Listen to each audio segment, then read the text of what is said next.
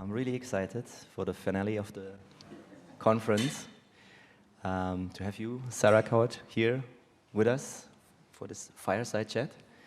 Sarah is the founder of In the Room. It's like a really, really intriguing name. So the first thing I would love for you to just explain a little bit about yourself and In the Room, maybe also why the name, and just a little start into what you're doing there, and then we will of course dive deeper into the discussions. Let me say one thing. Caroline, my co-host, she was telling me about you. Like she's such a great storyteller. So we're really looking forward to have you here. That's serious pressure now. I'm really quite intimidated. But I just want to say it's such a great conference. I wasn't able to be here yesterday, so I'm really looking forward to catching up on some of the things that I missed, because just speaking to some people in the at the coffee break and at lunchtime, everyone's got such a lot out of the conference, and the depth of the speakers, and it's such a privilege to be amongst loads of people who have such a deep understanding of the field. So yeah, it's really fantastic to be here as well. So thanks for inviting me for this. There isn't a fireside though. So which I was a little bit disappointed about. We're missing the fire, right? Yeah, yeah. But never mind. So yeah, just a little bit of a background to me then.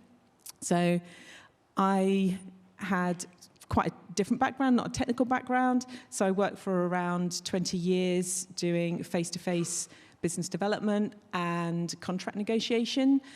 And that gave me many years actually working with real humans and speaking to real people and planning conversations and thinking about how you actually build up relationships and rapport with people, which I think in hindsight now gave me a good understanding of the importance of human connection and how it supports all sorts of businesses and organizations. After a period of time, I actually ended up working in the cultural sector and at the National Holocaust Centre Museum in the UK. Shall I give a bit of background to the work at the National Holocaust Centre briefly? If you like, yes. Yeah. So I was working there for a number of years, and the Holocaust Museum here in the UK, like many internationally, have moments in their education programme where, a bit like this, you have a sort of a large hall, you have a number of kids who might come into the hall on a school trip. There might be 14-year-olds, some of them might be shuffling their feet, not really sure what to make of things. They sit in front of the stage, and then a Holocaust survivor at the museum comes in, sits down opposite them all, and starts to tell their story about their experience of growing up, often in mainland Europe, and their escape to the UK in this example. And it's through the hearing that individual person's story that the young people get a deeper understanding of the history, and they perceive that history through the words and the voice of a single person. And then at the end of that witness testimony, the kids have the opportunity to ask that person questions. And that's when they build their understanding and they reflect on the history as a result of that one-to-one connection. But the museum had a big problem because they were thinking, this moment is at the heart of the education program that these kids have, but the next generation of kids won't have the opportunity to meet these people. So in 2014, 2015, we looked at could we integrate different technologies and recreate the experience of actually talking to a real witness. So we integrated conversational AI, voice recognition, and at that time, life-size 3D video media to create an experience whereby the kids could ask questions to a specific survivor and get authentic responses from pre-captured, pre-recorded media of real answers that they had given in a real interview. Wow, that's really, really impressive. And I think, we talked in this, we talked on this summit also a lot about European values, right? I think one of the core values is the point of non-discrimination, and that we should never again let this dark phase of anti-Semitism take its footing here in Europe. And I think what you described, right, like a real experience in real people, Yes. what they've actually experienced. This is so. I think it connects people so deeply with this experience, and the learning is very different, right? The learning is different. That's right. Yeah. So you have a really big responsibility, right? If you want to transfer that to a technologically enabled space, right? Because and you cannot, right? You cannot keep the human experience because it's not possible, right? So how did you go about that exactly? Yeah. So we for that particular application, which started in a way, we spun out the worker in the room from that. With the work with Holocaust survivors, they were interviewed over a few days, asking a range of different but very distinct questions. And then those specific answers in their own words were used as the video response. So it was authentic content. So going back to your comment about the importance of it being authenticated, you know, the provenance of that, you know that that person said those words on that particular day. And in that context, it's extremely important that you know that that is what they said in answer to a specific question. And I think one of the most rewarding things for me on that was when I actually heard from a mother who had been with her daughter, who was 13, and they'd been confronted by a Holocaust denier. And her daughter had said, I know that these things have happened because I've met a survivor. Now, actually, she had a digital encounter, but because we could demonstrate the provenance of the media, she felt close enough to real responses and real authentic witness statements that she felt confident in being able to talk about that. But so that's sort of the background to the company. But then we looked at, inspired by that, we wanted to see how we could make that technology at that time, which is obviously very early, sort of 2014, 2015, more web-enabled and more scalable. So we spun the company, which is now called In the Room, out of that work. So back to because I think it's really also interesting, this name, In the Room. How did you come up with that? Well, we didn't come up with it. It was actually our customers that came up with it. So we were originally called Forever or Forever Holdings, because we started out with that preservation of stories. But as we actually segued into our platform being used in commercial settings as well, our customers, our partners kept saying, oh, so it's like the people are in the room with you. It's like they're in the room. And so they kept saying it so frequently that we changed our name to In the Room to replicate what we were hearing from our customers and partners. All right. So, because you just said, like you developing with the company, you've also applied it in commercial context. So I still remember, one specific example, and you just reminded me of that when you said that. My dad has for a long time been just an engineer in a company which is specialized on, for example, developing water turbines, right? And he told me just shortly before his retirement, he said, Christoph, there's going to be so much knowledge walking out of that company with me, and nobody asked me about this knowledge. I know that people are sometimes reaching out to me, to ask me questions, and they're doing it a lot, but I don't know how these questions will be answered after I'm gone. So is this also like a field of application that you're looking at? Absolutely, yeah. So we have a number of applications commercially, some of which are in that product sort of B2B space or B2C, where specific people who might have expertise and knowledge want to convey that to a wider audience. And I think the key thing for what we do is that it's not actually always about what they're saying. It's about how they're saying it and the trust that they're building up because of who they are. So with our web-enabled experiences, you go onto a website with an in-the-room application, and you can see a person sitting in front of you. You can click on that, and they introduce themselves. So they might say, I've worked in this field for 20 years. I'm here to answer your questions about this product. And so straight away, because it's honest and authentic and you're speaking to a specific person, they build up a different type of relationship with the end user because you're being transparent about who they are, and they can show their passion for the product or whatever it happens to be. It's quite interesting. It's a different type of dynamic to a text-based experience.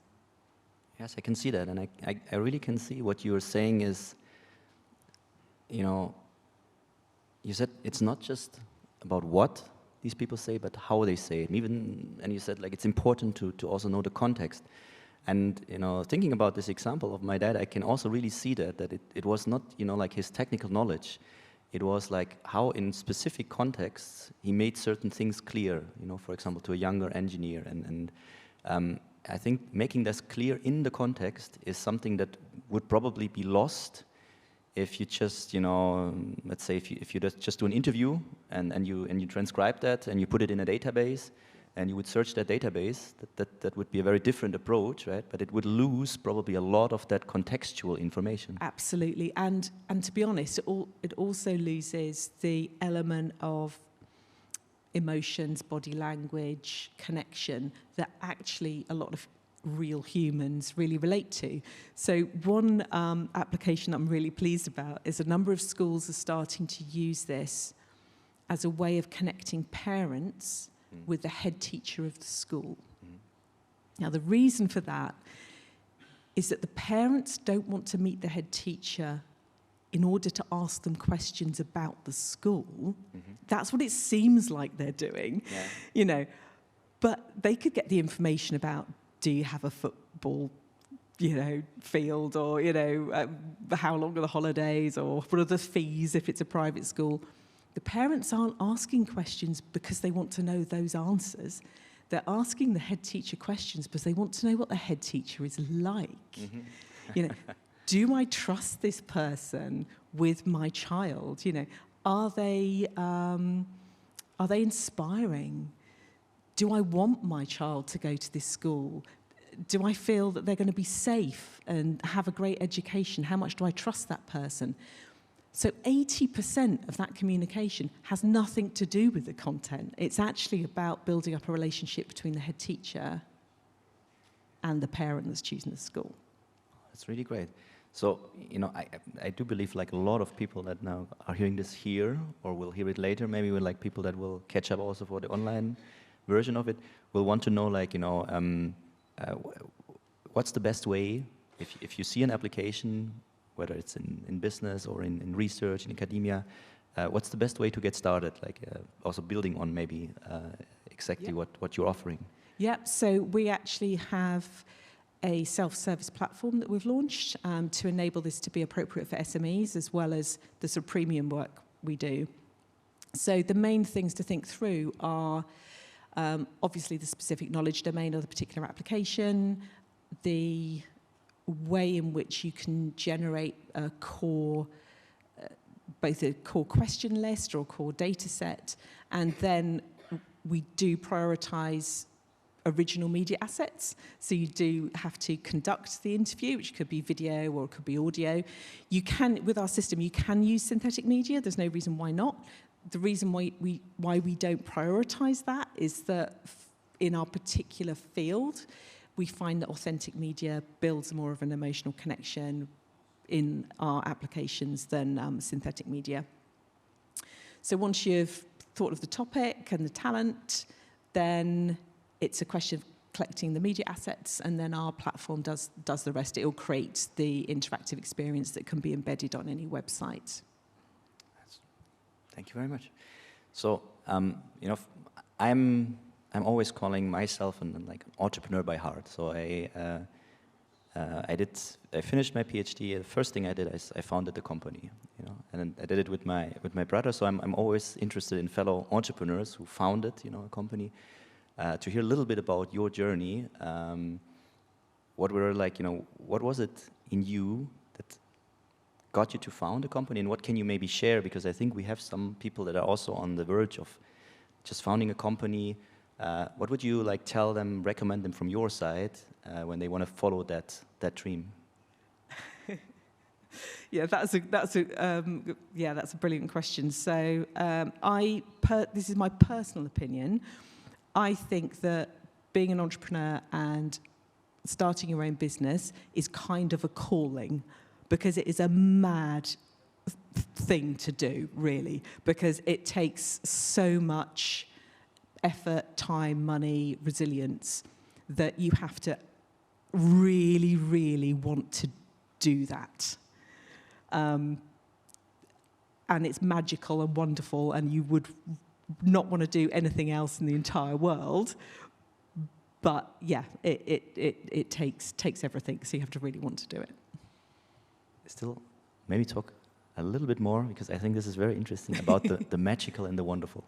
What is this for you, like, you know, for you personally? Yeah, so I think entrepreneurship is a really creative act, in that you realize something, and then there's some desire in you that you have to do whatever that is. And you have to creatively think, how can you drag this vision up from the floor of nothing to create something that other people then say, actually, yeah, that is something that I want. So some of the things that I find most rewarding are when you're on a call with a customer. There was one customer, and she nearly cried on the call because she was so pleased that we had this solution. And it was just such a fantastic moment where, you know, you think, we're creating something that they're so happy about, that you feel like you've brought something new into the world, which I think is, and there's such, as a lot of people have said over the past day, really, there's so much opportunity in this field right now for entrepreneurs or people that might think about approaching things slightly differently. I think, you know, also about, you know, this specific idea that you founded this company on.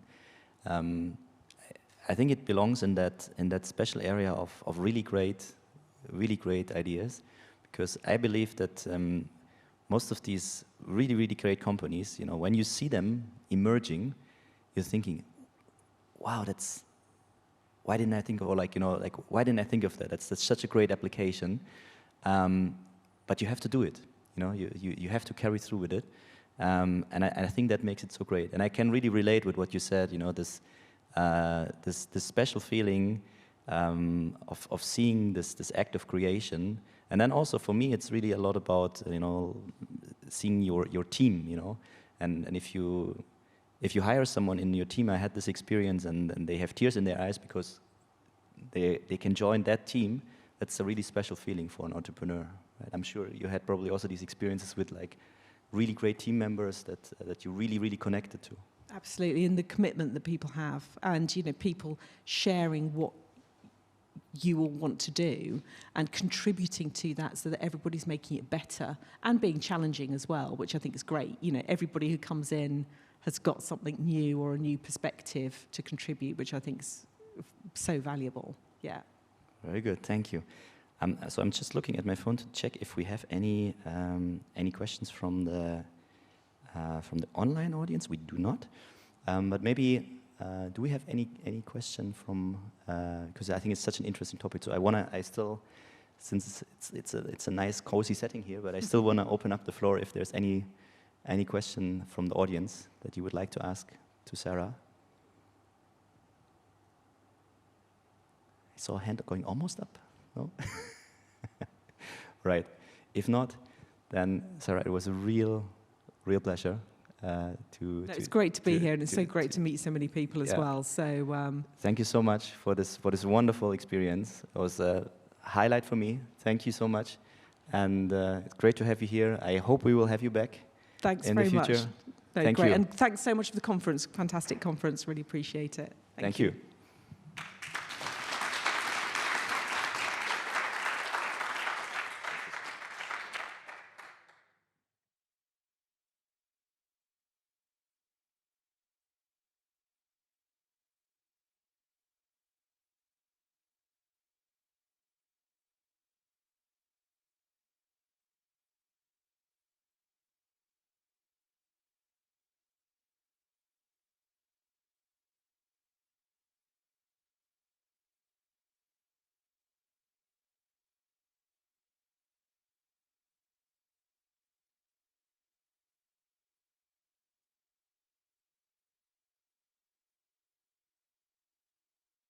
We're coming to an end of this summit, and today, actually, my co-host Sonja was taking great care of you up in the ozone. It's called, right? Ozone stage. Yes. Yes. Maybe you want to say a few words. What were your impressions from the conference in general, and maybe also from today? Yeah, wow. It has been, for me, a really incredible 2 days to be in the presence of so many people who are deep in this space. What a special place this is and feels to come to. Because, you know, sometimes it's easy to feel alone when you're out and about in your own workspace if you don't have a team. So to come with so many people who get you and know what you're doing, and you can actually get insight from each other has been so wonderful. And I look forward to more of that. And, you know, so thank you to everybody in the audience for what you bring to the table with your questions, with the moments in between during networking. It all is possible. The dynamic is possible because of you. So thank you to everybody who've participated online and here for making this atmosphere happen. And for me, a few of the highlights from the room were, one, just over, I would say more from the last 2 days, the overarching themes that I will walk away with is the regulatory framework the EU has established in such a short time, and the fellow folks who are pursuing ethics and responsibility in the space. There were quite a few mentions of it during talks, and some talks and having all of it in there. So that was really inspiring to see that sort of presence in that topic. And then observing the shift in skills conversation designers have had to make, and the demonstrated willingness to want to learn and grow. You know, there are jobs out there in this world where you do the same thing every day for years, and that is not what this space is about. So I commend every designer for sticking through it, through all the jumps and hoops of different models, different styles. It is not easy, and it really takes an entrepreneurial level of wanting to learn and kind of brave the different storms that have come and continue to come. So that I give a big shout out for. And the last thing is the overall depth in which we've achieved in the last 1 year. Like last year when we were standing here, ChatGPT had sort of just started taking the world by storm. We were all trying to incorporate it in our talks in some way. And here we are, and to see the progress and how far we've come in just 1 year's time is really, really incredible, and like putting vision and strategy into specific use cases, going from that overall of what are we doing to really diving into how do we make this work for businesses, for business cases, in a way that's tangible and more thought out from the get-go, instead of let's work on this and then try to redo it all because we haven't thought it through, actually thinking that through. So that is really beautiful to see. So, you know, hopefully we've solved the future of conversational AI, maybe not, but at least we've hopefully had some thoughts we can walk away with, bring to others. You know, part of our job in this field that's so new is sharing that with others, you know, sharing, being the educator. So when you go back and, you know, you're talking to engineers, product managers, legal, whoever, security, you know, bring that knowledge in, because that's how we'll all grow overall, when we go back to our respective places. So, you know, and lastly, just a big thank you to Sydney for organizing this. This is not easy to put together an event, and it's been, you know, flawless. Like when you don't notice anything, that's how you know an event's going well. So that was a lot of work, so thank you for that, and all of the folks that have helped make the presentations possible, the technology work, and keeping it all together. So really, really appreciate everybody in this room and everybody online who's joined. Yeah. Absolutely. Thank you. So from my side, I also just want to end with a few big thank yous. Just as Sonia said, maybe biggest thank you to Sydney, the whole team of the summit, to putting all of this together, putting all of these great minds together. I think this is the hardest part, you know, over time, to grow such a community as we have here, the community that comes together here. I said it before, I've been on many of these conferences, and you said it, Sonia, the depth and the exchanges that we have here is just something so valuable, so beautiful. And I have a little feeling that, you know, like, it was not by coincidence. I think the EU Parliament said, well, now is the time of the summit, and we're going to pass the AI Act now, so that they can immediately talk about it. So it was really a great. Just kidding, but it was really a great experience to have all of you here. So thanks to the team. I think we give also one more applause to all the great speakers that over the last days shared their insights, the panels, for the Fireside Chat. So please, one applause for all the speakers that contributed to this event.